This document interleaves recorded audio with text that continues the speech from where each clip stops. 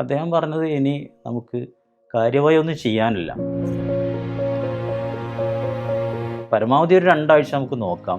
ഇനി നിങ്ങൾക്ക് യാതൊരു പ്രതീക്ഷയുമില്ലാതെ ഇപ്പം തന്നെ നിങ്ങൾ മരണപ്പെട്ടു പോകുമെന്നോ പറയാനുള്ള അധികാരം ഒരു വൈദ്യശാസ്ത്രത്തിനും ഒരു ഡോക്ടർക്കും ഇല്ല എന്നുള്ളതാണ്.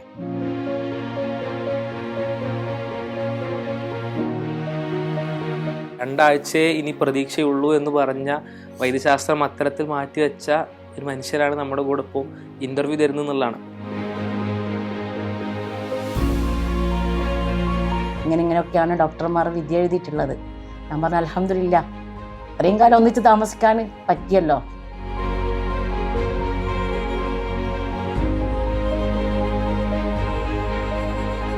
അവസാന വായനയിൽ സാധാരണ എടുക്കാറുള്ളത് 200-250 പേജുള്ള പുസ്തകം എടുക്കാറുള്ളത് 2-3 ദിവസമാണ്. പക്ഷേ ഈ പുസ്തകം അദ്ദേഹം വായിച്ചു തുടങ്ങിയിട്ട് തീർക്കാൻ 12-13 ദിവസം എടുത്തെന്നാണ് പറഞ്ഞത്. ലിംഫോമ എന്ന് പറയുന്ന എന്നെ ബാധിച്ചിരിക്കുന്ന ഈ ഒരു അർബുദത്തിൻ്റെ അതിൻ്റെ വേദനകളും പ്രയാസങ്ങളും ഒരു 90% ഞാൻ അനുഭവിച്ചത് ഹറമിൽ വെച്ചാണ്.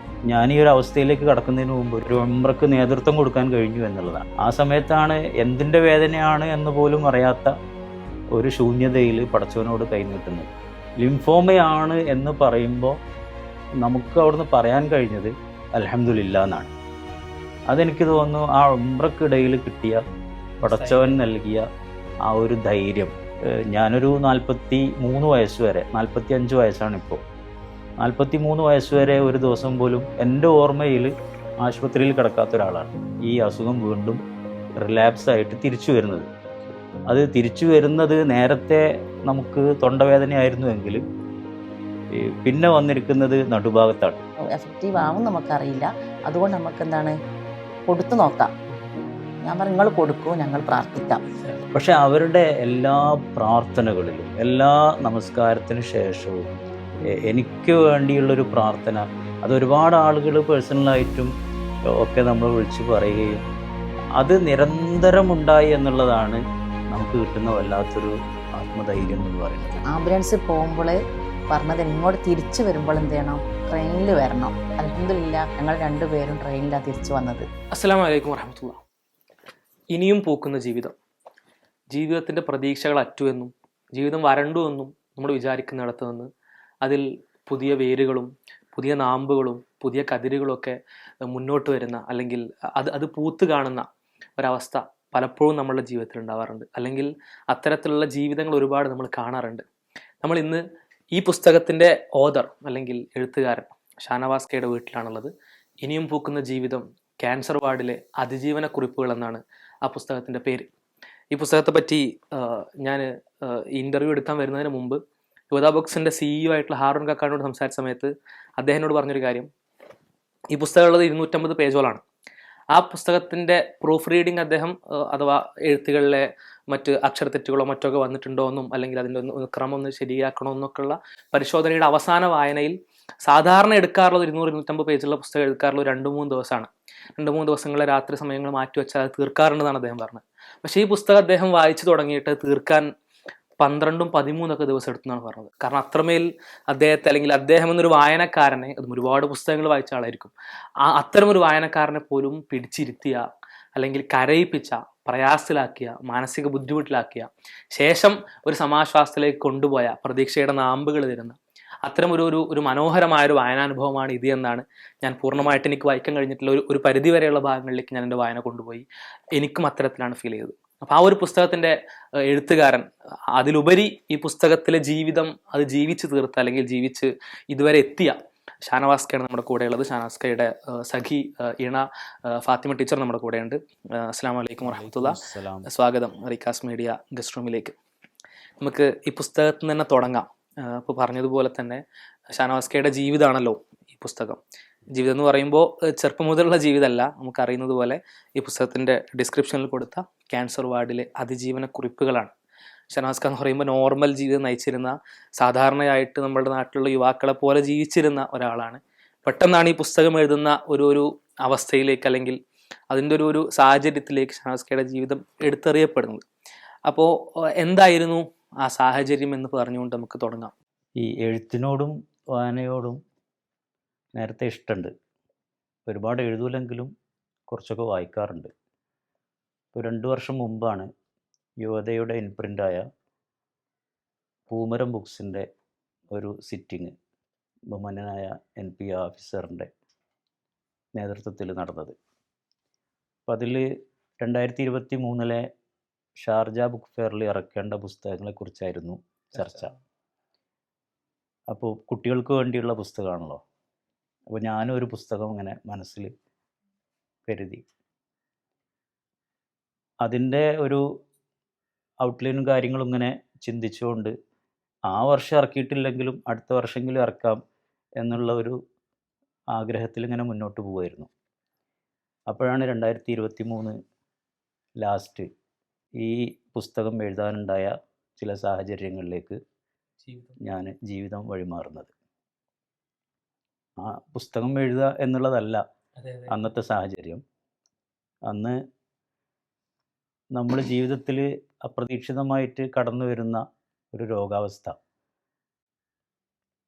യഥാർത്ഥത്തിൽ അതെന്ത് രോഗമാണെന്നൊന്നും നമ്മൾ അറിയില്ല. കുറേ സിംറ്റംസ് നമുക്കുണ്ടാവുന്നു. നമ്മുടെ ജീവിതത്തിൻ്റെ തിരക്കുകൾ മൂലം നമ്മൾ അത് ആ നിലക്ക് അതിൻ്റെ ക്ഷീണമോ അല്ലെങ്കിൽ വേദനയോ കാര്യങ്ങളൊക്കെ ആവും എന്നുള്ള നിലക്ക് നമ്മൾ നമ്മളുടെ ദൈനംദിന ജീവിതവും തിരക്കുമായിട്ട് മുന്നോട്ട് പോകുന്നു. പക്ഷേ അതിൻ്റെ വേദനയും കാര്യങ്ങളും കുറയാതിരിക്കുന്ന ഒരു ഘട്ടത്തിൽ നമ്മൾ അതിൻ്റേതായ ചില ട്രീറ്റ്മെൻറ്റുകളിലേക്ക് നീങ്ങുകയാണ്. അതായത് സ്വാഭാവികമായി ഉണ്ടാകുന്ന രോഗങ്ങളെ അവഗണിക്കുന്നത് പോലെ പരമാവധി നമ്മൾ അവഗണിച്ച് ശേഷം അവഗണിക്കാൻ പറ്റാത്ത വിധം അത് ജീവിതത്തെ പ്രയാസപ്പെടുത്തുന്ന വേളയിലാണ് നമ്മൾ അതിൻ്റെ ചികിത്സാ ഘട്ടങ്ങളിലേക്ക് ഇറങ്ങുന്നത്. അതെ, യഥാർത്ഥത്തിൽ അതിൻ്റെ ഒരു ഈ ഒരു ലിംഫോമ എന്ന് പറയുന്ന എന്നെ ബാധിച്ചിരിക്കുന്ന ഈ ഒരു അർബുദത്തിൻ്റെ അതിൻ്റെ വേദനകളും പ്രയാസങ്ങളും ഒരു 90% ഞാൻ അനുഭവിച്ചത് ഹറമിൽ വെച്ചാണ്. എനിക്ക് ഏറ്റവും വലിയൊരു ഭാഗ്യം എന്ന് പറയുന്നത് ഞാൻ ഈ ഒരു അവസ്ഥയിലേക്ക് കടക്കുന്നതിന് മുമ്പ് ഒരു ഉംറക്ക് നേതൃത്വം കൊടുക്കാൻ കഴിഞ്ഞു എന്നുള്ളതാണ്. അമീറായിട്ട് ആ സമയത്താണ് എന്തിൻ്റെ വേദനയാണ് എന്ന് പോലും അറിയാത്ത ഒരു ശൂന്യതയിൽ പടച്ചവനോട് കൈനീട്ടുന്നത്. ആ ഉംറ മുഴുവനും ആ ദുആ തന്നെയായിരുന്നു, ആ പ്രാർത്ഥനകൾ തന്നെയായിരുന്നു. ആ ഉംറക്ക് പോകുന്ന സമയത്ത് ഇത് രോഗം ഇതാണെന്ന് അറിയോ? ഇല്ല, അറിയില്ല. പക്ഷെ പ്രയാസങ്ങൾ, സിംറ്റംസ് ഉണ്ട്, പ്രയാസങ്ങൾ ഉണ്ട്. പക്ഷെ ആ സമയത്ത് ശക്തമായ തൊണ്ടവേദനയാണ്. ആ തൊണ്ടവേദനയും ഭക്ഷണം കഴിക്കാൻ പറ്റാത്ത അവസ്ഥയും നമ്മൾ പുസ്തകത്തിൽ എഴുതിയതുപോലെ വെറും കഞ്ഞിയും വെള്ളവും മാത്രം കഴിച്ച് കഴിഞ്ഞു കൂടിയ കുറേ ദിവസങ്ങളാണ്. തിരിച്ച് നാട്ടിലെത്തിയിട്ടും അത് കുറയാതിരിക്കുമ്പോഴാണ് നമ്മൾ പിന്നെ അത് കൃത്യമായ ഡയഗ്നോസിസിലേക്ക് നീങ്ങുന്നത്. അപ്പോഴാണ് അത് ലിംഫോമയാണ് എന്നും അത് 4th സ്റ്റേജിലാണ് എന്നുള്ളതും നമ്മൾ മനസ്സിലാക്കുന്നത്. പക്ഷേ അത് നമ്മളെ സംബന്ധിച്ചിടത്തോളം ഞാനൊരു 43 വയസ്സ് വരെ, 45 വയസ്സാണിപ്പോൾ, 43 വയസ്സ് വരെ ഒരു ദിവസം പോലും എൻ്റെ ഓർമ്മയിൽ ആശുപത്രിയിൽ കിടക്കാത്ത ഒരാളാണ്. അതുകൊണ്ട് അഡ്മിറ്റ് ആയിട്ടില്ല. അതുകൊണ്ട് തന്നെ ഈ ആശുപത്രി, ഈ രോഗികളുടെ അലോപ്പതി ചികിത്സകൾ, ഇതിനോടൊക്കെ നമുക്കുണ്ടാകുന്ന ചില പേടിയും കാര്യങ്ങളും ഉണ്ടല്ലോ. അത് ഏറ്റവും നന്നായിട്ടുണ്ടായിരുന്ന ഒരാളാണ് ഞാൻ. പക്ഷേ പെട്ടെന്ന് നമ്മൾ ഇതിലേക്ക്, ഈ ഒരു അവസ്ഥയിലേക്ക് മാറുമ്പോൾ, ലിംഫോമയാണ് എന്ന് പറയുമ്പോൾ നമുക്ക് അവിടുന്ന് പറയാൻ കഴിഞ്ഞത് അൽഹംദുലില്ലാ എന്നാണ്. അതെനിക്ക് തോന്നുന്നു ആ ഉംറക്കിടയിൽ കിട്ടിയ പടച്ചവൻ നൽകിയ ആ ഒരു ധൈര്യം. എൻ്റെ പ്രാർത്ഥന തന്നെയായിരുന്നു, ഇത് എന്ത് വേദനയാണെങ്കിലും അത് സഹിക്കാൻ കഴിയുന്ന ഒരു അവസ്ഥ, മാനസികാവസ്ഥ തന്നാൽ മതി എന്നുള്ളതാണ്. അത് ശരിക്കും വല്ലാത്തൊരു പ്രാർത്ഥനയാണ്. പലപ്പം പരീക്ഷണം നൽകരുതേ എന്നുള്ളതിനപ്പുറം പരീക്ഷണത്തിൽ വിജയിക്കാനുള്ള തൗഫീക്ക് നൽകണേ എന്നുള്ളതാണല്ലോ വിശ്വാസിയുടെ ഭാഗത്തുനിന്നുള്ള പ്രാർത്ഥന. അപ്പോൾ അത് 1ാമത്തെ ഫേസിൽ ഡോക്ടർ എന്നോട് പറഞ്ഞു, ഇത് ലിംഫോമ എന്ന് പറയുന്നത് ഇപ്പോൾ ചെറുപ്പക്കാരിൽ വർദ്ധിച്ചുകൊണ്ടിരിക്കുന്ന ഒരു അസുഖമാണ്. അത് പൂർണ്ണമായിട്ടും സുഖപ്പെടുന്നതാണ്. നമുക്ക് ഇന്ന് ചില ചികിത്സകളൊക്കെ, കീമോതെറാപ്പിയും കാര്യങ്ങളൊക്കെ മതി, ഓക്കെ. അതിലൂടെ നമ്മളൊരു 5-6 മാസം ഇങ്ങനെ കഴിഞ്ഞു പോയി. അതിങ്ങനെ റിക്കവറായി. അദ്ദേഹം പറഞ്ഞതുപോലെ തന്നെ 100% അദ്ദേഹം പറഞ്ഞത്. അത് റിക്കവറായി. ഞാനൊരു അധ്യാപകനാണല്ലോ, അപ്പോൾ സ്കൂളിൽ ലീവാണ്, 6 മാസത്തിൽ കൂടുതൽ ലീവ് എടുത്തു. അപ്പോൾ സ്കൂളിലേക്ക് തിരിച്ചു കയറുന്നതിൻ്റെ തൊട്ട് മുമ്പാണ് ഈ അസുഖം വീണ്ടും റിലാപ്സ് ആയിട്ട് തിരിച്ചു വരുന്നത്. അത് തിരിച്ചു വരുന്നത് നേരത്തെ നമുക്ക് തൊണ്ടവേദനയായിരുന്നുവെങ്കിൽ പിന്നെ വന്നിരിക്കുന്നത് നടുഭാഗത്താണ്. ഓക്കെ, ലിംഫോമ ആയതുകൊണ്ട് ഏത് ഭാഗത്തും വരാമെന്നുള്ളതാണ്. എന്നുള്ളതാണ്. അത് നട്ടെല്ലിനെ ശരിക്കും നന്നായിട്ട് ബാധിച്ചു. അത് കാലുകൾ കുഴഞ്ഞു പോകുന്ന അവസ്ഥയിലേക്ക് വരെ അതെത്തി എന്നുള്ളതാണ്. അപ്പോൾ നമ്മൾ വീണ്ടും പിന്നെ അതിൻ്റെ ഏറ്റവും പാരമ്യതയിലേക്ക് ആ അസുഖത്തിൻ്റെ വളരെ പെട്ടെന്നാണ് നടുവേദന വരുന്നു, സഹിക്കാൻ കഴിയാത്ത വേദനയാവുന്നു, അതിൻ്റെ കൂടെ തലവേദന വരുന്നു, അതും സഹിക്കാൻ കഴിയുന്നില്ല, ഛർദ്ദിക്കുന്നു. ഇങ്ങനെ ഒരു കടുത്ത വേദനകൾക്കിടയിൽ നേരത്തെ ഉണ്ടായിരുന്ന വേദനയുടെ എത്രയോ ഇരട്ടി വേദനയാണ് ആ സമയത്ത് നമുക്കുണ്ടാകും. അതും ഇത് ഭേദപ്പെട്ടു അല്ലെങ്കിൽ മാറി ആശ്വാസമായി എന്നൊരു ചിന്തയിലോ അല്ലെങ്കിൽ അങ്ങനത്തെ ഒരു കുറച്ച് സുഖകരമായിട്ടൊരു ജീവിതം നയിച്ചതിന് ശേഷമാണ് നേരെ ഈ രണ്ടാമത്തെ ഒരു ഘട്ടത്തിലേക്ക് പിന്നെ പോകുന്നത്. അപ്പോഴും നമ്മൾ ഇതേ ഹോസ്പിറ്റലിൽ തന്നെയാണ് പോകുന്നത്. അപ്പോൾ നേരത്തെ ചികിത്സിച്ച ഡോക്ടറെ, അദ്ദേഹം എന്നെ നേരിട്ട് കണ്ടിട്ടില്ലെങ്കിലും എൻ്റെ കൂടെ എൻ്റെ പിന്നെ പത്നി ഫാത്തിമയെ വിളിച്ചു. അദ്ദേഹം പറഞ്ഞത് ഇനി നമുക്ക് കാര്യമായി ഒന്നും ചെയ്യാനില്ല, പരമാവധി ഒരു 2 ആഴ്ച നമുക്ക് നോക്കാം, ഇവിടുന്ന് നമുക്ക് പറ്റാവുന്ന ചികിത്സകളൊക്കെ ചെയ്യാം എന്നുള്ളതാണ്. അത് പറയുന്നതോടൊപ്പം തന്നെ ചില ട്രീറ്റ്മെൻറ്റുകൾ പാരലായിട്ട് ഹോസ്പിറ്റൽ റൂമിൽ നടക്കുകയാണ്. അതോടുകൂടി എൻ്റെ ബോധം മുഴുവനായിട്ടും നശിച്ചു. അപ്പോൾ നിങ്ങൾ കോൺഷ്യസ് അല്ല ഈ പറയുന്ന സമയത്ത്? അല്ല, കോൺഷ്യസ് അല്ല. അരക്ക് താഴേക്ക് പൂർണ്ണമായിട്ടും തളർന്നു. ഞാൻ പറയുന്നത് മുഴുവനും അബ്നോർമലാണ്, യാതൊരു ബന്ധവുമില്ലാത്ത കാര്യങ്ങളാണ്. ശക്തമായ ഛർദിയുണ്ട്. ഏകദേശം ഏതാണ്ട് നമ്മളെ കൈയൊഴിഞ്ഞ മാതിരിയായി. ഓൾറെഡി അവർ പറഞ്ഞു കഴിഞ്ഞു 2 ആഴ്ചയേ ഉള്ളൂ. ഇതിനു മുമ്പ് അവർ തൊണ്ടയുടെ പ്രശ്നം ഉണ്ടാകുന്ന ആദ്യഘട്ടം എന്ന സമയത്ത് ഫോർത്ത് സ്റ്റേജിലാണെങ്കിൽ പോലും 100% മാറുന്നുള്ള ഗ്യാരണ്ടി തന്നു. അതേ ഡോക്ടറാണ് നമ്മളെടുത്ത് പറയണത് ഇനി 2 ആഴ്ച ഉള്ളൂ. അപ്പോൾ ഞാൻ ഇനിയും പൂക്കുന്ന ജീവിതം തുടങ്ങിയത് തന്നെ അദ്ദേഹത്തിൻ്റെ വാചകങ്ങൾ ഉദ്ധരിച്ചുകൊണ്ടാണ്. കാരണം നമ്മളുടെ ശരീരത്തിലുള്ള ഈ ആത്മാവ്, റൂഹ്, അത് ഈ ശരീരത്തിനും ബാധിക്കുന്ന രോഗങ്ങൾ പൂർണ്ണമായിട്ടും സുഖപ്പെട്ട് കാലാകാലം ജീവിക്കുമെന്നോ അല്ലെങ്കിൽ ഇനി നിങ്ങൾക്ക് യാതൊരു പ്രതീക്ഷയുമില്ലാതെ ഇപ്പം തന്നെ നിങ്ങൾ മരണപ്പെട്ടു പോകുമെന്നോ പറയാനുള്ള അധികാരം ഒരു വൈദ്യശാസ്ത്രത്തിനും ഒരു ഡോക്ടർക്കും ഇല്ല എന്നുള്ളതാണ്.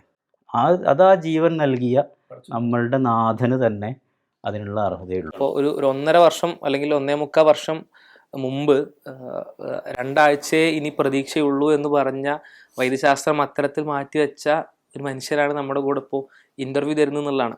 അഥവാ അതിൽ അത്യന്തികമായ തീരുമാനം എടുക്കേണ്ടതും അത് നടപ്പിലാക്കേണ്ടതും പടച്ചവൻ മാത്രമാണ് എന്നുള്ളതാണ് ആക്ച്വലി ഇത്തരം അവസ്ഥകളിൽ ഇത്തരം സാഹചര്യങ്ങൾ നമുക്ക് ഇരുന്ന പാടെന്നുള്ളത്. അത് എല്ലാവരും ഒന്ന് തിരിച്ചറിയുക എന്നുള്ളതാണ് എൻ്റെ എഴുത്തിൻ്റെ ഒരു പ്രധാനപ്പെട്ട കുറേ ഉദ്ദേശങ്ങളുണ്ട്. അതിൽ പ്രധാനപ്പെട്ട ഒരു ഉദ്ദേശം, ഇങ്ങനെ ഒരു ഡോക്ടർ പറയുമ്പോൾ ഒരുപക്ഷെ ആ ഡോക്ടർക്ക് അതുകൊണ്ട് എന്തെങ്കിലും ഗുണമുണ്ടാവും. കാരണം ഇയാൾ പ്രഗത്ഭനാണ് എന്ന് ആളുകൾ പറയും. പക്ഷേ അതെ, പക്ഷേ ഈ രോഗിയെയും കൂടുള്ള ആളുകളെയും തീർത്തും നിരാശാജനകമായ ഒരു ലോകത്തേക്ക് തള്ളിവിടുകയാണ്. നേരെ മറിച്ച് അവിടെ കുറേ പ്രതീക്ഷകൾ കൊടുത്തുകൊണ്ട് ഇയാൾക്ക് അറിയുമെങ്കിലും അവിടെ പ്രതീക്ഷകൾ കൊടുത്താൽ ആ കുടുംബത്തിന് ഒരുപാട് ചെയ്യാൻ ഒരുപാട് കാര്യങ്ങൾ അവരുടെ അടുത്തുണ്ടാവും. അതെ, അപ്പോൾ ഞാൻ ടീച്ചറിലേക്ക് വരികയാണെങ്കിൽ ഇപ്പോൾ ഇതൊരു വല്ലാത്തൊരവസ്ഥയാണല്ലോ. അപ്പോൾ കുറച്ചു കാലം മുമ്പ് ഒരു തൊണ്ടവേദന എന്നൊക്കെ പറയുമ്പോൾ നമ്മളെ ജീവിതത്തിൽ ഒന്ന് ജലദോഷം പനിയൊക്കെ പോലത്തെ ഒരു രോഗം മാത്രം. അപ്പോൾ അത്തരമൊരു രോഗം മാത്രമുള്ള 40കളിലുള്ള യുവാവായിട്ടുള്ള ഒരു തൻ്റെ കൂടെ എല്ലാത്തിനുള്ള ഇണ പെട്ടെന്ന് ഒരു മെഡിക്കൽ രംഗത്ത് നിന്നുള്ള ഡോക്ടർ തന്നോടൊന്ന് പറയാണ്, ഈ 2 ആഴ്ചയേ ഉള്ളൂ, ഈ ആൾ നമ്മുടെ കൂടെ 2 ആഴ്ച ഉണ്ടാവുള്ളൂ, നമുക്കൊന്നും ഇനി ചെയ്യാല്ല. അത് വല്ലാത്തൊരു ന്യൂസാണല്ലോ. നമ്മുടെ നാട്ടിൽ പല ആളുകളും കേൾക്കുന്നതാണെങ്കിൽ പോലും വളരെ കുറച്ച് ആളുകളാണ്, പല ആളുകൾ എന്ന് പറയുമ്പോൾ വളരെ കുറച്ച് ആളുകളിൽ മാത്രം എത്തപ്പെടുന്നൊരവസ്ഥയാണ്. പെട്ടെന്ന് നമ്മുടെ കൂടെ എല്ലാത്തിനും ഉണ്ടായിരുന്ന ആൾ ഇനി കുറച്ച് കാലം ഇയാൾ നമ്മുടെ കൂടെ ഉള്ളൂ എന്ന് തിരിച്ചറിയുന്ന അന്നൊരാൾ മുന്നിൽ കിടക്കുന്നുണ്ട്. ഇപ്പോൾ പെട്ടെന്നൊരു ദിവസം മരണപ്പെടുന്നത് പോലെയല്ല അത്. ആൾ നമ്മുടെ മുന്നിലുണ്ട്, നമ്മുടെ മുന്നിൽ ഇനി 14 ദിവസം ആളെ കിട്ടുള്ളൂ. അപ്പോൾ ആ ഒരവസ്ഥ എങ്ങനെയായിരുന്നു ടീച്ചർ, എങ്ങനെയായിരുന്നു ഇതിനെ നേരിട്ടത്? ആ ഒരു സാഹചര്യത്തിൽ നിന്ന് ഓർത്തെടുക്കുകയാണെങ്കിൽ. എന്നെ പിന്നെ റൂമിലേക്ക് വിളിച്ച് എന്നോട് പറഞ്ഞു അഗ്രസീവാണ്, പെട്ടെന്ന് തിരിച്ചു വന്നതാണ്. അതുകൊണ്ട് അദ്ദേഹം പറഞ്ഞത് എൻ്റെ പിന്നെ ഫ്രണ്ടിൻ്റെ ഭാര്യ ഇതേ രോഗം വന്നിട്ട് 2 ആഴ്ച മുന്നേ മരണപ്പെട്ടിട്ടുണ്ട്, ഡോക്ടർ എന്നോട് പറഞ്ഞു. ഞാൻ മാത്രമേ ഉള്ളൂ, എൻ്റെ കൂടെ ഒരു പാലിയേറ്റീവ് പ്രവർത്തകനുണ്ട്. പക്ഷേ പഠിച്ചവനുള്ളൊരു വിശ്വാസം കൊണ്ട് എനിക്കൊരു പതറലും അവിടെ സംഭവിച്ചിട്ടില്ല. അപ്പം ഞാൻ ആ സമയത്ത് അദ്ദേഹത്തോട് പറഞ്ഞത് എനിക്ക് വേണ്ടത് ഇവിടുന്ന് പെട്ടെന്ന് ഡിസ്ചാർജാണ്. എനിക്ക് അങ്ങനെയാണ് വന്നത്, പെട്ടെന്ന് വേറെ ആരോടും ചോദിച്ചിട്ടൊന്നുമില്ല. എനിക്ക് പെട്ടെന്ന് ഡിസ്ചാർജ് വേണം ഇവിടുന്ന്, പിന്നെ ഒന്നിക്കൽ വേറെ ഏതെങ്കിലും ഹോസ്പിറ്റലിലേക്ക് നിങ്ങൾ എഴുതി തരണം. അന്നേരം അദ്ദേഹം പറഞ്ഞു ഏത് അമേരിക്ക പോയാലും ഈ കീമോ മാത്രമേ ഉള്ളൂ. ഞാൻ പറഞ്ഞു നോക്കുന്ന ഡോക്ടർ വ്യത്യാസമായിരിക്കുമല്ലോ എന്ന് പറഞ്ഞു. അതും പറഞ്ഞ് ഇങ്ങ് ഇറങ്ങി വന്നു.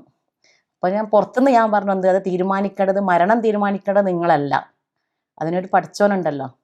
അപ്പോൾ ഇത് ഈ ന്യൂസ് എല്ലായിടത്തേക്കും പരന്ന് ഇങ്ങനെ സംഭവിക്കുന്നുള്ള ന്യൂസ് പരന്നപ്പോൾ പല നേതാക്കന്മാർ എൻ്റെ അടുത്ത് വന്നിട്ടുണ്ട്. KNMൻ്റെയും ISMൻ്റെയും നേതാക്കന്മാർ വന്നു, ഫാത്തിമ നീ രണ്ടും കൽപ്പിച്ച് നിൽക്കണം, തയ്യാറായി നിൽക്കണം, ഇങ്ങനെയൊക്കെയാണ് ഡോക്ടർമാർ വിധി എഴുതിയിട്ടുള്ളത്. ഞാൻ പറഞ്ഞു അൽഹംദുലില്ലാ, ഇത്രയും കാലം ഒന്നിച്ച് താമസിക്കാൻ പറ്റിയല്ലോ, അതന്നെ ഏറ്റവും അൽഹംദുലില്ലാ. അപ്പം ഞാൻ എൻ്റെ ഉമ്മയെ ഓർത്തു, കാരണം വളരെ ചെറുപ്പത്തിൽ തന്നെ വാപ്പ ആക്സിഡൻറ്റിൽ മരിച്ചു പോയതാണ്. അപ്പോൾ ഉമ്മ തന്നൊരു ഊർജ്ജം എനിക്കുണ്ട്. അപ്പോൾ അതിന് ഞാൻ എന്തില്ല, പതറിയില്ല. മക്കളോടും പറഞ്ഞു പിന്നെ എന്താണ്, ഡോക്ടർ പറയുന്നതല്ല നമ്മൾ വിശ്വസിക്കേണ്ടത്, നമുക്ക് എവിടെയാണോ വാപ്പാനെ കാണിക്കാൻ പറ്റുക, അതിലേറ്റവും നല്ല ചികിത്സ കിട്ടുന്ന സ്ഥലം എവിടെയാണോ അവിടെ പോവുകയും ചെയ്യുക, നിങ്ങൾ നന്നായി പ്രാർത്ഥിക്കുകയും ചെയ്യുക. ഇതിൽ 2 കാര്യങ്ങളാണ്. ഒന്നെന്ന് പറഞ്ഞാൽ ഒരിക്കലും ഒരു ഡോക്ടർക്ക് ഉണ്ടാകാൻ പാടില്ലാത്തൊരു അൺപ്രൊഫഷണൽ സമീപനമാണ് അവിടെ ഉണ്ടായിട്ടുള്ളത്. അപ്പോൾ ഈവൻ ആ ഡോക്ടർക്ക് നിങ്ങൾ നേരത്തെ പറഞ്ഞ ഉറപ്പാണ് 2 ആഴ്ചയ്ക്ക് ശേഷം ഈ രോഗി ജീവിച്ചിരിക്കില്ല എന്ന് ഉറപ്പാണെങ്കിൽ പോലും അവരുടെ ഇണയായിട്ടുള്ള ഒരുപാട് നാൾ കടന്ന ഒരാളല്ലല്ലോ മരണപ്പെടുന്നത്, പെട്ടെന്ന് ഉണ്ടായതാണല്ലോ. അപ്പോൾ അവരുടെ ഒരു ഇണയായിട്ടുള്ള ഒരാളെ ഒറ്റയ്ക്ക് വിളിച്ചിട്ട് ഒരിക്കലും പറയാൻ പാടില്ലാത്തൊരു തരത്തിലാണ് അത് പറഞ്ഞിട്ടുള്ളത് എന്നുള്ളൊരു കാര്യം. 2 മാഷാ അല്ലാഹ് എന്താ പറയുക, ജീവിതം നൽകിയിട്ടുള്ള അനുഭവം കൊണ്ടും അതേപോലെ തന്നെ പഠിച്ചവനുള്ളൊരു ഉറച്ച വിശ്വാസം കൊണ്ടും ടീച്ചർ അത് നേരിട്ടൊരു സാഹചര്യം അത് ശരിക്കും ഒരുപാട് ആളുകൾക്ക് മാതൃകയാണ്. എന്ന് വെച്ചാൽ നമ്മൾ പഠിച്ചവനോട് നമ്മൾ എപ്പോഴും കണക്ട് ചെയ്തിരിക്കുമ്പോൾ ഞാൻ മനസ്സിലാക്കുന്നത് നമ്മൾ വിചാരിക്കാത്ത അവസ്ഥയിൽ നമുക്ക് താങ്ങുമെന്ന് നമ്മൾ ഇപ്പോൾ ആലോചിക്കാത്ത അവസ്ഥകൾ പോലും ആ അവസ്ഥ വരുമ്പോൾ നമുക്ക് പഠിച്ചവൻ താങ്ങുന്ന ഒരു അവസ്ഥയിലേക്ക് നമ്മളെ എത്തിക്കും എന്നുള്ളതാണ് മനസ്സിലാക്കിയത്. അതെ അതെ, യെസ്. പിന്നെ എങ്ങനെയായിരുന്നു ആ ഒരു സാഹചര്യത്തിൽ നിന്ന് ഒരു മാറ്റം? പിന്നെ ഞങ്ങൾ എന്താണ് അവിടുന്ന് നേരെ പിന്നെ ISMൻ്റെ ഒക്കെ ടീം വരികയാണ് രാത്രി, പിന്നെ തീരെ വയ്യാന്നുള്ള എല്ലാവരും അറിഞ്ഞല്ലോ. അപ്പോൾ ഈ സമയത്തേക്ക് അദീബ് ISMൻ്റെ നേതാക്കന്മാരൊക്കെ വന്നു. അപ്പോൾ എന്താണ് ഞങ്ങളെല്ലാവരും കൂടി ഇരുന്ന് ചർച്ച ചെയ്തു എവിടെ പോകണം എന്നുള്ളത്. അങ്ങനെ അവിടുന്ന് ചർച്ച ചെയ്തിട്ടാണ് അമൃത ഹോസ്പിറ്റലിലേക്ക് ജിസാറിൻ്റെ ആ ബന്ധു, ഇവരൊന്നും അറിയുന്നില്ല സംഭവം, പിന്നെ ഒന്നും അറിയുന്നില്ല. ഈ സമയത്തൊക്കെ ആ നേരത്തെ കൊടുത്ത ആ മരുന്നിനാ അതിൽ അബോധാവസ്ഥയിലാണ് ഉള്ളത്.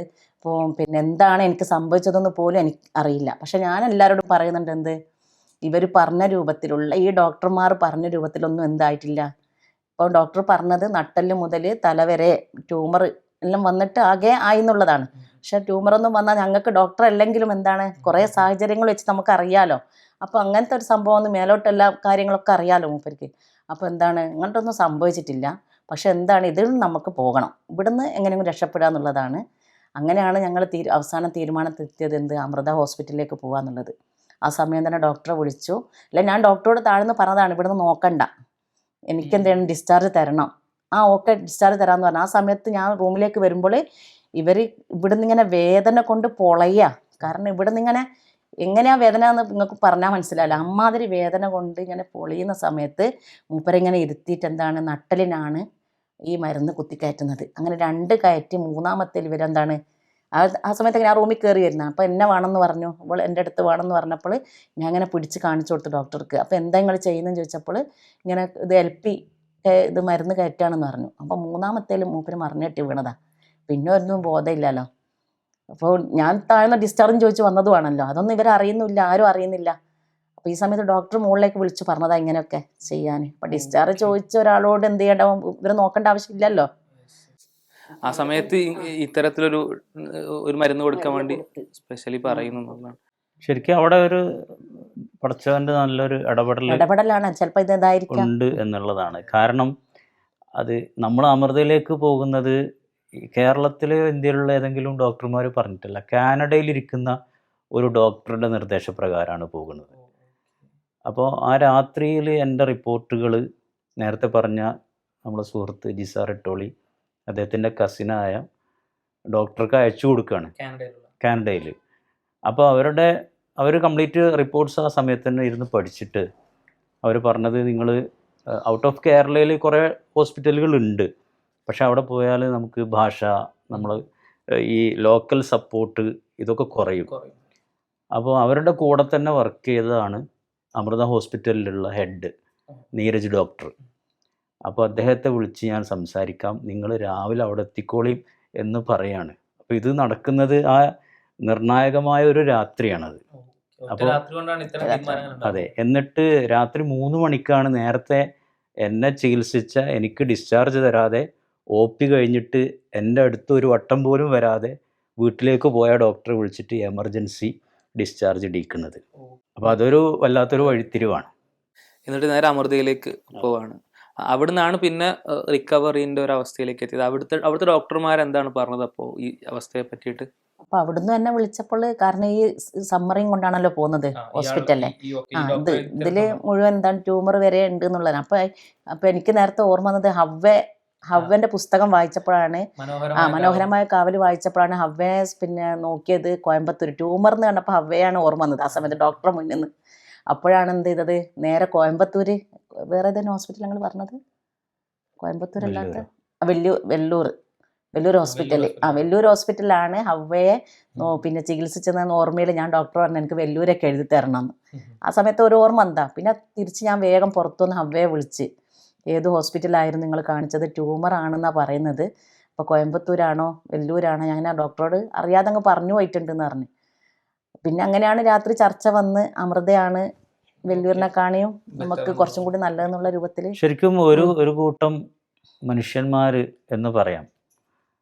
അത് എന്നെ ചികിത്സിച്ച ഡോക്ടർമാരിൽ ഒരു 5 പേരുണ്ട്, ഒരു ഗ്രൂപ്പാണ്, ഒരാളല്ല നോക്കുന്നത്. അതെ, അവർ എന്നെ ആദ്യം തന്നെ അവർ കയ്യിലേക്ക് എടുത്തു. എൻ്റെ അടുത്ത് വന്നിട്ട് മനോജ് ഉണ്ണി എന്ന് പറയുന്ന ഒരു ഡോക്ടറുണ്ട്, അദ്ദേഹമാണ് കാഷ്വാലിറ്റിയിൽ എൻ്റെ അടുത്ത് വരുന്നത്. അപ്പോൾ എന്നെ ആകമാനം ഒന്ന് ഒഴിഞ്ഞ് തലോടിയിട്ട് അദ്ദേഹം എന്നോട് പറഞ്ഞു, ഷാനവാസ്, ഇത് വളരെ ചെറിയ കാര്യങ്ങളേ ഉള്ളൂ, നമുക്ക് ട്രൈ ചെയ്യാം, പേടിക്കണ്ട. ഇതൊരു പ്രതീക്ഷയുടെ വല്ലാത്ത വാക്കുകളാണ്. നമ്മൾ വരുന്ന മണിക്കൂറുകൾക്ക് മുമ്പാണ് നമ്മൾ വേറൊരു ന്യൂസ് കേൾക്കുന്നത്, വേറൊരു ഡോക്ടർ അപകടകരമായൊരു ന്യൂസ് കേൾക്കുന്നത്. അപ്പോൾ അവിടെ നിന്ന് അങ്ങോട്ട് പിന്നെ 4 മാസത്തോളം നമ്മൾ അരക്ക് താഴേക്ക് പൂർണ്ണമായിട്ടും തളർന്നതുകൊണ്ട് ഫിസിയോതെറാപ്പിയും മറ്റു കാര്യങ്ങളും ട്രീറ്റ്മെൻറ്റൊക്കെ വേണ്ടി വന്നു. 4 മാസത്തോളം അവർ നമ്മളെ നോക്കിയത് ഒരു എന്താണ്, അലോപ്പതിയിലെ എല്ലാ എത്തിക്സും നമ്മൾ അവിടെ നിന്നാണ് നേരെ കാണുന്നത്. ഓക്കെ, ഇങ്ങനെയാണ് ആക്ച്വലി ഡോക്ടേഴ്സ് പെരുമാറേണ്ടത്, അല്ലെങ്കിൽ ഒരു ചികിത്സ സംവിധാനത്തിൻ്റെ സമീപനം എങ്ങനെയാണ് ഉണ്ടാവേണ്ടത് എന്നുള്ളത് അവിടുന്ന് ആക്ച്വലി. എന്നോട് സമ്മറി കണ്ട ഉടനെ തന്നെ എന്നെ വിളിച്ചിട്ട് പറഞ്ഞു, അപ്പോൾ ഇതിൽ നോക്കിയിട്ടാണല്ലോ ഞങ്ങൾ ട്രീറ്റ്മെൻറ്റ് തുടങ്ങേണ്ടത്, അപ്പോൾ 2 ആഴ്ച നമുക്ക് നോക്കാം, അതിൽ എഴുതിയ മാതിരി തന്നെ 2 ആഴ്ച നോക്കാം, ഹൈഡോസ് കീമോ ആണ് കൊടുക്കേണ്ടത്, അത് കൊടുത്താൽ എത്രമാത്രം പിന്നെ ഇത് എഫക്റ്റീവ് ആവും എന്നുള്ളത് നമുക്ക് പറയാൻ പറ്റില്ല. കാരണം ഇതിലുള്ള സമ്മറി വായിച്ചപ്പോൾ അവർക്കുണ്ടായ ഇതുണ്ടല്ലോ, അപ്പോൾ അത് എത്രമാത്രം ഇവർക്ക് പിന്നെ എഫക്റ്റീവ് ആവും നമുക്കറിയില്ല. അതുകൊണ്ട് നമുക്ക് എന്താണ് കൊടുത്തു നോക്കാം. ഞാൻ പറഞ്ഞു, നിങ്ങൾ കൊടുക്കൂ, ഞങ്ങൾ പ്രാർത്ഥിക്കാം. അതാണ് അതേയല്ലേ, നിങ്ങൾ കൊടുത്തു, നിങ്ങൾക്ക് കഴിവിൻ്റെ പരമാവധി നിങ്ങൾ ചികിത്സിക്കുക, ഞങ്ങൾ എന്ത് ചെയ്യും, ബാക്കി ദൈവത്തോട് പ്രാർത്ഥിക്കുകയും ചെയ്യാം പറഞ്ഞു. അൽഹംദുലില്ലാ. എന്നിട്ട് ആ ഒരു 4 മാസത്തെ ചികിത്സയിൽ പൂർണ്ണമായിട്ട് റിക്കവറി ആയി, അല്ലെങ്കിൽ നമ്മൾ പൂർണ്ണമായിട്ടും റിക്കവറി ആവുക എന്ന് പറഞ്ഞാൽ ഈ ഒരു അസുഖത്തിൻ്റെ അവസ്ഥ എല്ലാവർക്കും അറിയാലോ.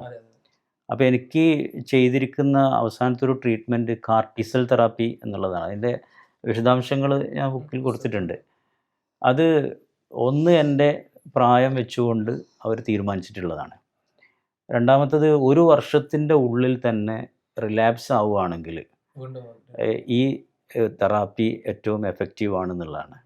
ഇത് കീമോതെറാപ്പിക്ക് പകരം വരുന്ന ഒരു ചികിത്സാ രീതിയാണ്, പക്ഷേ അതിൻ്റെ ചിലവ് താങ്ങാൻ കഴിയാത്തത് കൊണ്ടാണ് ആളുകൾ അതിലേക്ക് പോകാത്തത്. നമ്മളെ സംബന്ധിച്ചിടത്തോളവും സാമ്പത്തികം എന്ന് പറയുന്നത് പെട്ടെന്നൊരു 50 ലക്ഷം രൂപ എടുക്കണം എന്ന് പറഞ്ഞാൽ ആർക്കും കഴിയില്ല, എത്ര പ്രൊഫഷണൽ ആണെങ്കിലും കഴിയില്ല. പക്ഷേ അവിടെയും നമ്മൾ ഞാനിങ്ങനെ ഒന്നും അറിയാതെ ഒന്നും ചിന്തിക്കാതെ കിടക്കുന്ന ഒരവസ്ഥയിലും ഈ ഇത്രയും വലിയൊരു എമൗണ്ട് നമ്മളെങ്ങനെ ഉണ്ടാക്കുമെന്നുള്ള ചർച്ചയിൽ ഇവള് പറഞ്ഞത് അതിനെക്കുറിച്ച് ചിന്തിക്കേ വേണ്ട, നമുക്ക് ട്രീറ്റ്മെൻറ്റ് ചെയ്യാന്നുള്ളതാണ്. യഥാർത്ഥത്തിൽ അങ്ങനെയുള്ള ചില തീരുമാനങ്ങളിലൂടെ നമ്മൾ പോയത്. പൈസ എവിടുന്ന് വന്നു എന്നതുള്ളൊന്നും ഒരു 2 ആഴ്ച കൊണ്ട് ആ അക്കൗണ്ട് ക്ലോസ് ചെയ്യാണ് ചെയ്തത്. അതിൽ നമ്മൾ അത്ഭുതപ്പെടുത്തിയ ഒരു കാര്യം, ദുബായിലുള്ള ഒരു പിന്നെ ഒരു കമ്പനിയുടെ ഉടമ, അദ്ദേഹം ബോംബെക്കാരനാണെന്നാണ് ഇപ്പോൾ ഈ അടുത്താണ് പറഞ്ഞത്. നമ്മൾ സാധാരണ അറബികളാണ്, മനസ്സിലായി, ഇന്ത്യക്കാരനാണ്. പുസ്തക പ്രകാശനം നടക്കുമ്പോൾ അവിടെ ദുബായിലുണ്ട്, ഷാർജയിലുണ്ട്, പക്ഷേ അവിടെ എത്താൻ കഴിയാത്തതുകൊണ്ടാണ് അദ്ദേഹത്തെ വിവരങ്ങൾ അറിയിച്ചിട്ടുണ്ട്. അദ്ദേഹം 15 ലക്ഷം രൂപ എൻ്റെ അക്കൗണ്ട് നേരിട്ട് വാങ്ങിയിട്ട് എനിക്ക് അയച്ചു തന്നു. എന്നിട്ട് അദ്ദേഹം പറഞ്ഞൊരു വാക്കുണ്ട്, ഇത് നിങ്ങൾ ട്രീറ്റ്മെൻറ്റിന് എടുക്കരുത്, ഫോളോ അപ്പിൻ്റെ സമയത്തെ നിങ്ങൾ എടുക്കാവുന്നതാണ്. കാരണം ട്രീറ്റ്മെന്റിന് അവിടെ സഹായിക്കാൻ ഒരുപാട് ആളുകളുണ്ടാവും, ശേഷം അത് സാമ്പത്തിക പ്രയാസത്തിലേക്ക് പോകരുത് എന്നുള്ളത് കൊണ്ടൊക്കെ. പക്ഷെ നമ്മൾ ആ പണമൊക്കെ വന്നതോടുകൂടി ആ അക്കൗണ്ട് ക്ലോസ് ചെയ്തു, അവിടെ അടയ്ക്കേണ്ട പണം അടച്ചു. ഞാൻ പറയണത്, നമ്മളിപ്പോൾ ജീവിതത്തിൽ ഒരുപാട് പ്രതിസന്ധികൾ മുമ്പിൽ കണ്ടുകൊണ്ട് സേവിങ്സ് ഉണ്ടാക്കി വെക്കണമെന്ന് ചിന്തിക്കും. പക്ഷേ പടച്ചവൻ ഇത് കണക്കാക്കി എവിടെയൊക്കെ വെച്ചിട്ടുണ്ട്. അത് പണമാണെങ്കിലും സൗകര്യങ്ങളാണെങ്കിലും അത് ആ സമയത്ത് അത് അള്ളങ്ങ് എടുത്തു തരും എന്നുള്ളതാണ്. ഇപ്പൊ നമ്മൾ നമുക്ക് വേണ്ടി നാളേക്ക് വേണ്ടി എന്താ പറയാ കരുതി വെക്കുന്ന ഒന്ന്, ആ കരുതി വെക്കുന്നത് തികഞ്ഞോളണമെന്നില്ല. നമ്മളുടെ പ്രയാസങ്ങൾ എന്താ വരിക എന്നുള്ളത് പഠിച്ചവനാണല്ലോ തീരുമാനിക്കുന്നത്. ഒരുപക്ഷെ നമ്മൾ കരുതിയ തരത്തിലുള്ള പ്രയാസങ്ങൾ ആയിക്കൊള്ളണം എന്നില്ല വരുന്നത്. എന്നാലും കരുതലുകൾ വേണം. നാളെ തീരെ മറന്നുകൊണ്ട് ജീവിക്കണം എന്നല്ല, പക്ഷെ ഒപ്പം തന്നെ നാളെ ഓർക്കുന്നതിനൊപ്പം തന്നെ ഇന്ന് നമ്മളുടെ നാലുപുറം കാണുന്ന ആളുകളെ സഹായിക്കുക എന്ന് പറയുന്ന ഒരു കാര്യം വളരെ പ്രധാനപ്പെട്ടാണെന്നുള്ളതാണ്. ഇപ്പോൾ ഇത്തരത്തിൽ വളരെ ബുദ്ധിമുട്ടുള്ള, അപ്പോൾ ഇന്ന് സോഷ്യൽ മീഡിയയിൽ നമ്മൾ മുന്നിലേക്ക് വരുന്ന അനേകം സഹായ അഭ്യർത്ഥനകളാണ്. ചിലതൊക്കെ സ്കാം ഉണ്ട് എന്നൊക്കെയുള്ള റിപ്പോർട്ടുകൾ കാണാൻ കഴിയും. അവരൊന്നോ രണ്ടോ സാധനങ്ങൾ സ്കാം ഉണ്ട് എന്ന് വിചാരിച്ച് വരുന്ന 100 എണ്ണത്തിൽ ബാക്കി 97 96 ഇത്തരത്തിൽ അനുഭവിക്കുന്ന ഒരുപാട് പ്രയാസങ്ങളുടെ വാർത്തകൾ തന്നെയാണ്. അപ്പോൾ ആ സമയത്ത് നമ്മൾ കേവല സേവിങ്സുകൾ പരിഗണിച്ചുകൊണ്ട് അവരെ അവഗണിക്കുന്നതിനേക്കാൾ അവരെ പരിഗണിക്കുക, നമുക്ക് അത്തരത്തിൽ വലിയ അത്യാവശ്യങ്ങൾ വരുമ്പോൾ പടച്ചോൻ ഇത്തരത്തിൽ അതിന് സംവിധാനങ്ങൾ ഉണ്ടാക്കി തരും എന്നുള്ളതാണ്. അപ്പോൾ ഈ 4 മാസത്തിന്റെ ഡ്യൂറേഷനിൽ പോകുന്ന സാമ്പത്തിക സഹായത്തിന്റെ വിഷയങ്ങൾ പറഞ്ഞു. ഒരുപാട് ആളുകൾ ഇത്തരത്തിൽ അതിലേക്ക് പിന്നെ ഓരോരുത്തരും സാമ്പത്തികം എന്നുള്ളത് ഒരുപക്ഷെ ഒരു അവരെ സംബന്ധിച്ചിടത്തോളം ഒരു വലിയ ബാധ്യത ഒന്നും ആയിട്ടുണ്ടാവില്ല എന്നുള്ളതാണ്. പക്ഷെ അവരുടെ എല്ലാ പ്രാർത്ഥനകളിലും എല്ലാ നമസ്കാരത്തിന് ശേഷവും എനിക്ക് വേണ്ടിയുള്ളൊരു പ്രാർത്ഥന, അത് ഒരുപാട് ആളുകൾ പേഴ്സണലായിട്ടും ഒക്കെ നമ്മൾ വിളിച്ചു പറയുകയും അത് നിരന്തരം ഉണ്ടായി എന്നുള്ളതാണ് നമുക്ക് കിട്ടുന്ന വല്ലാത്തൊരു ആത്മധൈര്യം എന്ന് പറയുന്നത്. അപ്പോൾ ആ സമയത്ത് ഉണ്ടാകുന്ന സംഘടനാ മീറ്റിങ്ങുകളാണെങ്കിലും പ്രോഗ്രാമുകളാണെങ്കിലും ഒക്കെ അതിലൊരു സമയം നിങ്ങളെ ഓർമ്മിപ്പിച്ചുകൊണ്ടോ അല്ലെങ്കിൽ നിങ്ങൾക്ക് വേണ്ടി പ്രാർത്ഥിക്കണം എന്നുള്ള പ്രത്യേക സൂചന കൊടുത്തുകൊണ്ടോ ആയിരുന്നു അവ ഉണ്ടായിരുന്നു എന്നുള്ളതാണ്. അപ്പോൾ അത് ഒരുപാട് ആളുകളുടെ സംഘടനക്കുള്ളിലും പുറത്തും അത്തരത്തിൽ പരിചയമുള്ളവരും ഇല്ലാത്തവരും പല മതത്തിൽപ്പെട്ട ആളുകളൊക്കെ അത്തരത്തിൽ പ്രാർത്ഥനകളായിട്ടും ഒക്കെ സഹകരിച്ചിട്ടുണ്ടാവും എന്നുള്ളതാണ്. ഇനി ഈ ഒരു 4 മാസത്തിൻ്റെ ഒരു ശേഷം എങ്ങനെയാണ് ഇതിലൊരു പുരോഗതി ഉണ്ടായിട്ടുള്ളത്? ശാരീരികമായിട്ടുള്ള രോഗാവസ്ഥയിൽ ഉണ്ടായ ഒരു പുരോഗതി എങ്ങനെയാണ്? നമ്മൾ അവിടുത്തെ ഒരു 4 മാസത്തെ ട്രീറ്റ്മെൻറ്റ് ഏറെക്കുറെ അത് ഈ ഫിസിയോതെറാപ്പി തന്നെയാണ്. അരക്ക് താഴേക്ക് ഒരു വിരൽ പോലും അനങ്ങാത്ത ഒരു അവസ്ഥയിൽ നിന്ന് അവർ പതുക്കെ ചലിപ്പിച്ച് നമ്മളെ എഴുന്നേൽപ്പിച്ച് ഇരുത്തി നടത്തി, അങ്ങനെ ഒരു ചെറിയ കുട്ടി, നമ്മൾ രണ്ടാമത് ജനിക്കുകയാണ്, എന്നിട്ട് പിച്ച വെച്ച് തുടങ്ങുകയാണ്. അങ്ങനെ നമ്മളെ നടത്തി അവർ നടത്തിച്ച് അവിടുന്ന് വിട്ടു എന്നുള്ളതാണ്. ഇപ്പോഴും എന്നെ സംബന്ധിച്ചിടത്തോളം ഓടാൻ കഴിയില്ല എന്നുള്ളൊരു അതൊരു പ്രയാസമല്ല. കാരണം അള്ളാഹു നമ്മളെ നടത്തുന്നുണ്ടല്ലോ എന്നുള്ളതാണ്. അതിന് നമ്മൾ അള്ളാഹുവിനെ ശുക്ർ ചെയ്യുക എന്നുള്ളതാണ്. പ്രയാസത്തിലായിരുന്ന അവസ്ഥയിൽ നടക്കാൻ പറ്റില്ല. അതെ. അപ്പോൾ ആ നിലയ്ക്ക് ഇപ്പോൾ നമ്മളെ സംബന്ധിച്ചിടത്തോളം ആ ട്രീറ്റ്മെൻറ്റ് ഫലം ചെയ്യുന്നുണ്ട് എന്നുള്ളതാണ് ഫോളോ അപ്പിന് ശേഷവും നമ്മളിങ്ങനെ മനസ്സിലാക്കിക്കൊണ്ടിരിക്കുന്നത്. അവിടുന്ന് ഇറങ്ങിയപ്പോഴേക്ക് നടക്കാൻ പറ്റുന്ന ഒരു അവസ്ഥയിലേക്ക് ഞങ്ങൾ പോകുമ്പോൾ തീരുമാനം എടുത്തിരുന്നു. ആംബുലൻസിൽ പോകുമ്പോൾ പറഞ്ഞത് ഇങ്ങോട്ട് തിരിച്ചു വരുമ്പോൾ എന്ത് ചെയ്യണം, ട്രെയിനിൽ വരണം, രണ്ടാളും നടന്നിട്ട് ട്രെയിനിൽ കയറി വരണം എന്നുള്ളത്. അൽഹംദുലില്ലാഹ് പടച്ചോന് അതേപോലെ തന്നെ നമ്മളെ സാധനങ്ങളൊക്കെ ഞങ്ങളെയും കൊടുത്തയച്ചു. അവർ കാറിലും ഇതിലൊക്കെ ആയിട്ട് ഞങ്ങൾ രണ്ടുപേരും ട്രെയിനിലാണ് തിരിച്ചു വന്നത്. അത് ഈ പുസ്തകത്തിൽ ഇതിൻ്റെ അവസാനം മടക്കയാത്ര എന്നുള്ളതിൽ ട്രെയിനിൽ തിരിച്ചു വരിക എന്ന് പറയുമ്പോൾ ടിക്കറ്റ് ബുക്ക് ചെയ്തിട്ട് ആ സമയമാകുമ്പോൾ ട്രെയിനിൽ കയറി പോരുക എന്നുള്ളതാണല്ലോ. പക്ഷേ ഞങ്ങളെ സംബന്ധിച്ചിടത്തോളം ആ ട്രെയിനിൽ ഓടിക്കയറിയതാണ്. ഡോക്ടർ പാളത്തിൽ ഇറങ്ങി മുറിച്ച് കടന്ന് ലഗേജുകൾ ലേറ്റായി എന്ന് പറഞ്ഞാൽ ഡോക്ടർമാരുടെ കൺസൾട്ടേഷൻ കഴിയുമ്പോഴേക്കും കുറച്ച് ലേറ്റായി. അപ്പോൾ അങ്ങനെ ഓടിക്കയറേണ്ടി വന്നു എന്നുള്ളതാണ് നമ്മളെടുത്ത ഒരു തീരുമാനം പടച്ചവൻ നടപ്പിലാക്കുന്നത് എങ്ങനെയൊക്കെയാണെന്നുള്ളത് നമ്മളെ വല്ലാതെ അത്ഭുതപ്പെടുത്തും അത്. അപ്പോൾ അതൊരു വലിയ സന്തോഷമാണ്. അത് നമുക്ക് കിട്ടുന്ന വേറൊരു അനുഭൂതിയാണ്. നമ്മളുടെ ഒരു രചന അത് പുറത്തു വരിക എന്ന് പറയുമ്പോൾ ആദ്യത്തെ ആഫീസാറെ കൂടെ ഇരുന്നുള്ള സിറ്റിങ്ങിൽ ഒരു പുസ്തകം കുട്ടികൾക്ക് വേണ്ടി എഴുതണം എന്ന് ഞാൻ ആഗ്രഹിച്ചപ്പം പടച്ചോൻ തീരുമാനിച്ചത് ഈ പുസ്തകം എഴുതാനാണ്. ഇനിയും പൂക്കുന്ന ജീവിതം. ഈ അയക്കേണ്ട പിരികൾ എന്നുള്ളൊരു ചാപ്റ്റർ കൊടുത്തിട്ടുണ്ട്. അതിൽ പ്രധാനമായിട്ടും ഈ പിരികൾ എന്ന് പറയുന്നത് സ്ട്രെസ്സിനെ കുറിച്ചാണ് എഴുതിയിട്ടുള്ളത്. അപ്പോൾ സത്യം പറഞ്ഞാൽ എൻ്റെ സ്ട്രെസ്സ് മുഴുവനും പിന്നെ ഹോസ്പിറ്റലിൽ കിടക്കുന്ന സമയത്ത് കുറച്ച് തന്നിട്ടുള്ള ഒരാളിതാണ്, നമ്മുടെ ജീവിതോപാധിയാണ്. അതേപോലെ തന്നെ എൻ്റെ ഉമ്മച്ചിയും കൂടിയാണ്. അപ്പോൾ ഇതാണ് ഷാനവാസ്കിൻ ടീച്ചറും പ്രത്യേകം ഒരുക്കിയ അവരുടെ ഈ വീടിനെ മനോഹരാക്കുന്നതിൻ്റെ ഭാഗമായിട്ട് ഒരുക്കിയ സ്ട്രെസ് റിലീഫിനും മറ്റൊക്കെ ഉപകരിക്കുന്ന അവരുടെ കേന്ദ്രം. ഇപ്പോൾ എന്തൊക്കെയാണ് ഇവിടെ ഉള്ളത്, എന്തൊക്കെയാണ് ഇവിടെ ഒരുക്കിയിട്ടുള്ളത്?